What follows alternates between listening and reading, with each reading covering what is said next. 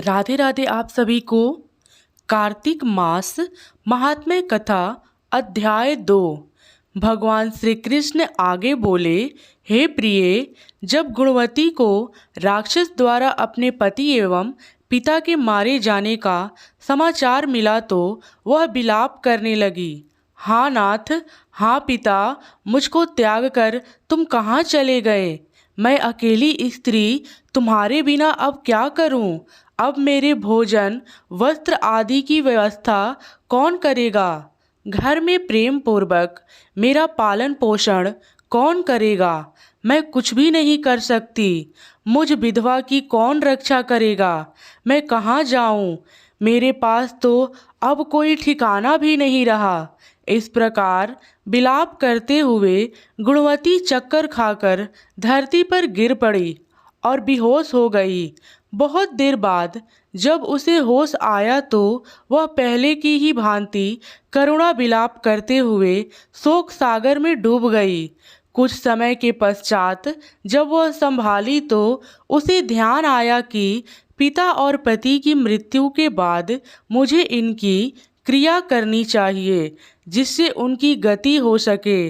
इसलिए उसने अपने घर का सारा सामान बेच दिया और उससे प्राप्त धन से उसने अपने पिता एवं पति का श्राद्ध आदि कर्म किया था। तत्पश्चात वह उसी नगर में रहते हुए आठों पहर भगवान विष्णु की भक्ति करने लगी। उसने मृत्यु उपरांत तक नियम पूर्वक सभी एकादशियों का व्रत और कार्तिक महीने में उपवास एवं व्रत किए। हे प्रिय, एकादशी और कार्तिक व्रत मुझे बहुत ही प्रिय है।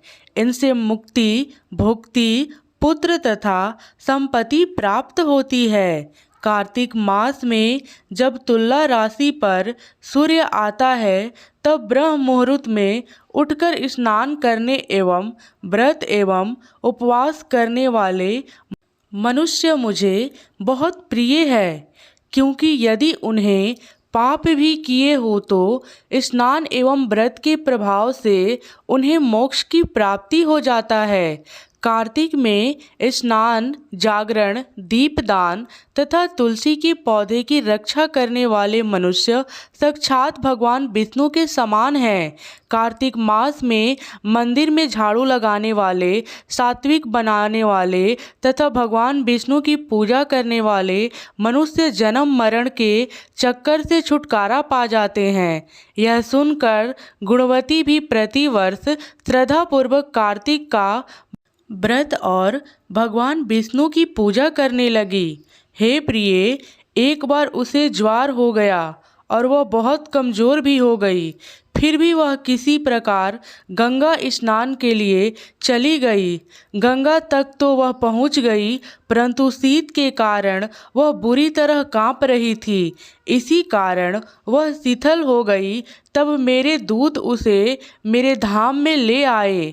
तत्पश्चात ब्रह्मा आदि देवताओं की प्रार्थना पर जब मैंने कृष्ण का अवतार लिया तो मेरे गण भी मेरे साथ इस पृथ्वी पर आए, जो इस समय यादव हैं। तुम्हारे पिता पूर्व जन्म में देव शर्मा थे, जो इस समय सत्राजित हैं। पूर्व जन्म में चंद्र शर्मा, जो तुम्हारा पति था, वह डाकू है। और हे देवी, तू ही वह गुणवती हो। कार्तिक व्रत के प्रभाव के कारण ही तू मेरी अर्धांगिनी हुई। पूर्व जन्म में तुमने मेरे मंदिर के द्वार पर तुलसी का पौधा लगाया था। इस समय वह तेरे महलों के आंगन में कल्प वृक्ष के रूप में विद्यमान है। उस जन्म में जो तुमने दीपदान किया था, उसी कारण तुम्हारी देह इतनी सुंदर है और तुम्हारे घर के साक्षात लक्ष्मी का वास है। चूँकि तुमने पूर्व जन्म में अपने सभी व्रतों का फल पति स्वरूप विष्णु को अर्पित किया था, उसी के प्रभाव से इस जन्म में तुम मेरे प्रिय पत्नी हुई हो।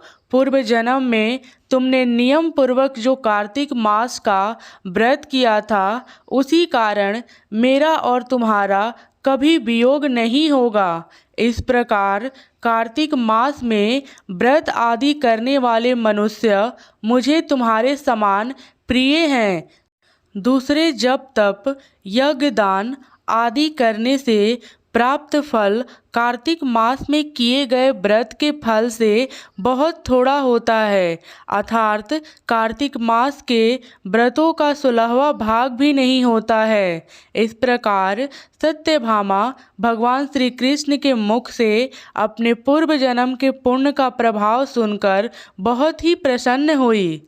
इस प्रकार से यहाँ पर दूसरा अध्याय समाप्त हुआ। धन्यवाद। राधे राधे।